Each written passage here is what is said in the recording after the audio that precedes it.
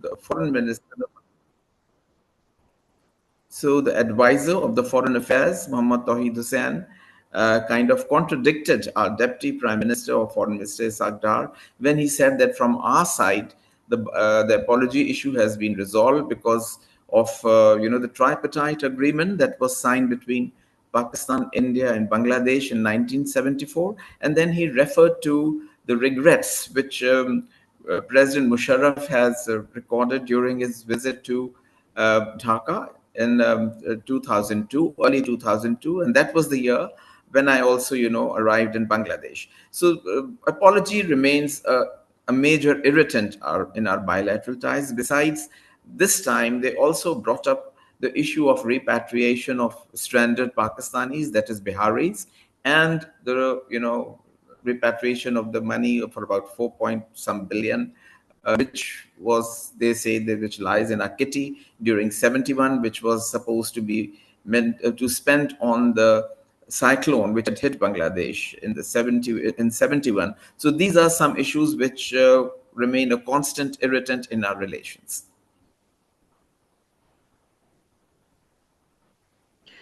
Okay, thank you for sharing your insights. We have another question, sir. What was the focus of Pakistan and Bangladesh relation in past and right now? As I already spoke about our relations, because you see, our relations always take a dip whenever Awami League is in the government, because it carries the political baggage of 1971. Sheikh Hasina continues to, beat the drums about what Pakistan has done to it, but about genocide, so she keeps on repeating these things, and because of that, our relations remain very, very bad. And also there is an Indian influence. This is an extraneous influence which kind of, impedes any kind of improvement of relations. And since Sheikh Hasina was very, very close to India, the political parties, let be BJP or Congress, they have all been very close to Awami League. And India's role is not hidden from anyone in the creation of Bangladesh. Of course, we had our own limitations, we had our own, mistakes that we committed, and we should admit our follies. But at the same time, the Indian in the breakup of Pakistan.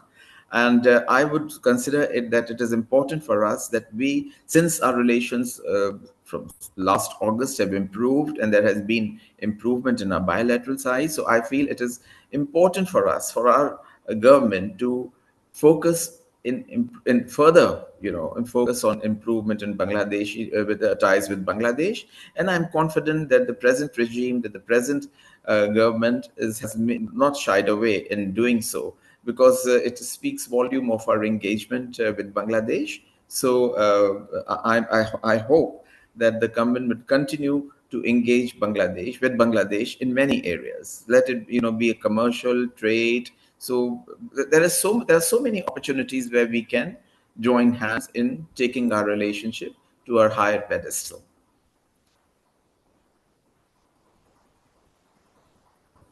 Okay, thank you, sir. Sir, our next question is in the chat box that is the last apology by Musharraf on July 2002 is enough, or Bangladesh demand again? And most important, is it really about apology or a matter of unresolved economic issues of 1970 and 1971? I did not hear you properly, Amina. There was some, your voice sound was not very clear. But anyway, I've got the gist of the Repeat, question. sir? No, I think I've got the gist of the question. Right. What Musharraf said in 2002, he regretted the incidents of 1971 when he went to Sawar, which is a place where the martyrs of 1971 are buried. And he recorded his deep regrets over the incidents of 1971. And then he again reiterated those during the banquet thrown in his honor by Prime Minister Khalda Zia in the evening. So he kind of again repeated the same words, that he was sorry about what had happened in 1971. So these remarks actually generated a lot of goodwill in Bangladesh, and they were under the impression that probably this is a step forward towards apology that now Pakistan is coming around and it might, agree to apologize for what had happened in 71. Because their claims of 71 are really, really, I think, a bit exaggerated in the sense that the number of killings of 3 million Bangladeshis, according to us, was not right. And we say that the number is much less. But my own opinion in the matter is that it is not the question of killing one or 1,000 or 100, but killing even of one Bangladeshi or one Pakistani, for that matter. There were Pakistanis also, West Pakistanis, who were brutally killed by these Awami Leaguers and Mukti Bahini. So they were also involved in very horrible, crimes. So while we apologize, then shouldn't we expect Bangladeshis also to apologize for killing those Pakistanis who were left behind? And there were quite a few, but I don't want to, get into the controversy of numbers, because there is a very one interesting book written by uh, this. It's called. There's this Oxford, Cambridge professor, and she had Samila Dutt, Bose, and she had written Tagore. Yeah, Samila Tagore, and she had written a very interesting book, and she has challenged those numbers. And she's interestingly, she is a Bengali, not from Bangladesh, but originally from India.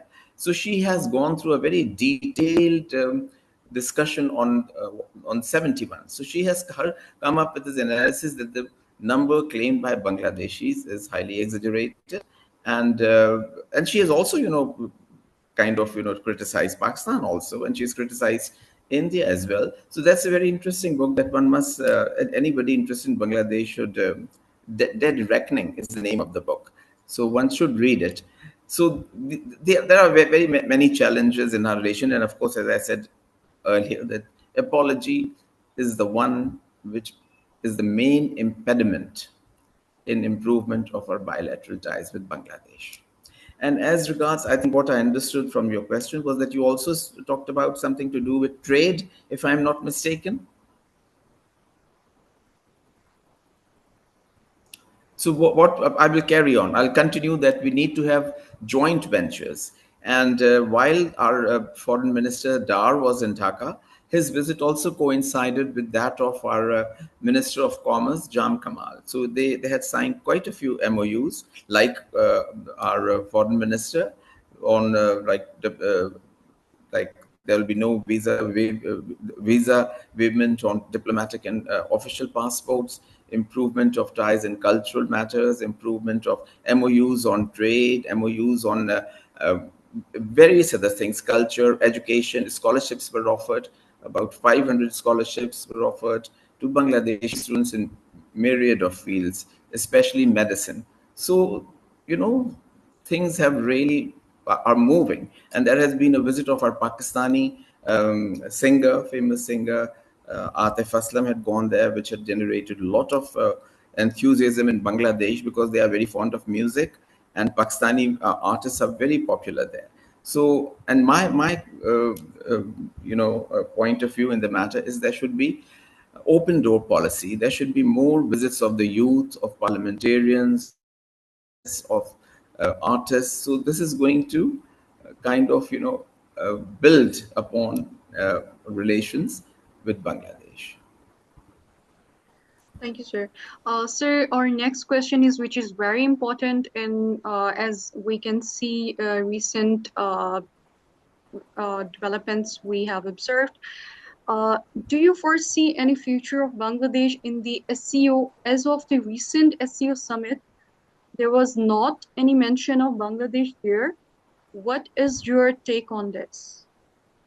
I understand that every country wants to become a member of SCO now, because SCO has become one of the most regionally important organization, and we have seen recently how China conducted itself, and there was so I'm sure that Bangladeshis must be keen on becoming a part of it, and I do not know if that will be considered, but these big organizations are large-hearted enough to welcome any other countries. I'm sure Bangladesh would be interested, and if they apply for it, I'm also quite confident that their request would be considered, because they are also part of this region. So there is, and they have a population, a huge population. So they, in my view, they kind of, are would be able to join if, and I'm sure the Chinese would consider their request. Okay, sir, our next question is, do you think regional groupings like SARC or BIMSTEC or BIMSTEC can provide a platform for improving ties? Yeah, I'm not, if, as long as SARC is concerned, I'm not really hopeful about it, to be very honest, because SARC is, represents India, and whenever India is there in the grouping and the SARC summit cannot be held unless all the member states of SARC agree to it. Even if one state, let be it Bhutan or be it Maldives or be it, Sri Lanka, if they refuse to turn it down, then the summit, we were supposed to hold the summit in 2016. So it's almost a decade that SARC has not been convened. And it is India puts its foot down, and when it says no, then it's no. So, hello, can you Yes, hear? yes, sir, you are So audible. anyway, so India does not want SARC to work, and SARC was basically a brainchild of Prime Minister Khalida Zia's late husband, General Ziaur Rahman. It came from Bangladesh, and Dr. Yunus is very keen on its revival. But to be very honest, I have been saying it all along that I'm very, very doubtful about SARC's, whether it can be reinvigorated or whether it can meet or all these members, because of India's belligerence and India's intransigence. It is not going anywhere, and I do not see, and that it will kind of revive in the foreseeable future. I have all my doubts about it. Sir, we have another question. Sir, we have seen the recent visit of our foreign minister at Dhaka, and they signed 6 MOUs, but the Bangladesh demand financial assets of per partition. So, do you think that will these relations last for longer?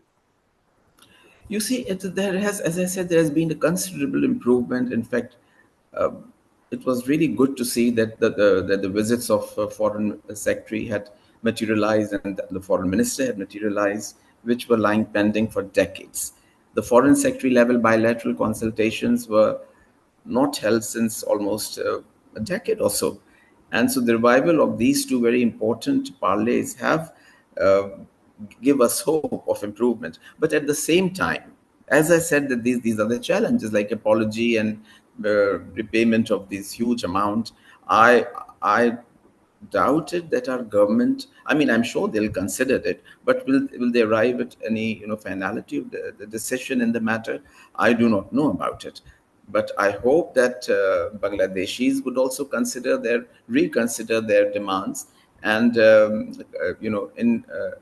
in the spirit of bringing our two nations closer and our two people closer, I think they my suggestion would be that they should reconsider their demands, which will only make widen the chasm between our two countries. So it is, we keep on saying that we should look forward, we should not remain stuck in our history, which is really sad and was bloody. So we should not remain stuck, and we should try and resolve issues. As the Bangladeshi foreign advisor said, that they understand that these are complex issues and they will not be resolved in a day. They will take time. So, in the matter of nations, 71 years or 70 or 50 years or 50 is not much of a time when you look at the history of nations. There have been issues which have been lying pending between nations for centuries and got resolved. So it's like a drop in a bucket. This 50 years or 70 years is like a drop in a bucket. So we should not lose hope, and we should also not shove these issues under the carpet, but should keep our minds open and may consider these their requests, their demands, which at the moment even I find them a bit hard to swallow. So I'm sure that the government would be considering, but what it would come out with, what would be the result, I'm not really sure about it. Okay, sir, we have another question. What are the main things focused by Pakistan in relations with Bangladesh, and to which extent it would be helpful in restoring the relations? I'm sorry, can you come again, Amina? Sure, sir. What are the main things focused by Pakistan in relations with Bangladesh? To which extent it would be helpful in restoring the relations? You see that I think I've answered your question earlier. From our side, there are no issues with Bangladesh. We always want and we would always appreciate that the leadership in Bangladesh and the people of Bangladesh, they are very, very, forward looking towards Pakistan. Especially the people of Bangladesh has a so feet of love for Pakistan. And I can quote you myself being posted there. There were occasions, when we would be having, for instance, cricket matches between India and Pakistan. And whenever Pakistan would win the match, you could, I mean, the celebrations were palpable. You would feel as if you are sitting in Pakistan because Bangladeshis would really celebrate our victory, despite the fact that the former prime minister had kind of, had had stopped people from getting faces painted. Normally, they paint their faces with Pakistani flag, and they would be, whenever we would win, there would be a they would burst into celebrations. And I remember I was it was in 2018 when there was some match between Pakistan and India in Manchester, and I was there in Dhaka and I was attending a party. And when they announced that Pakistan has won the match, I just cannot tell you the outpouring of love and affection for Pakistan. So the people, it is really a paradox that while the people of Bangladesh really look towards Pakistan, at the same time, many of them, a large number of them, still feel bad about what had happened in 71.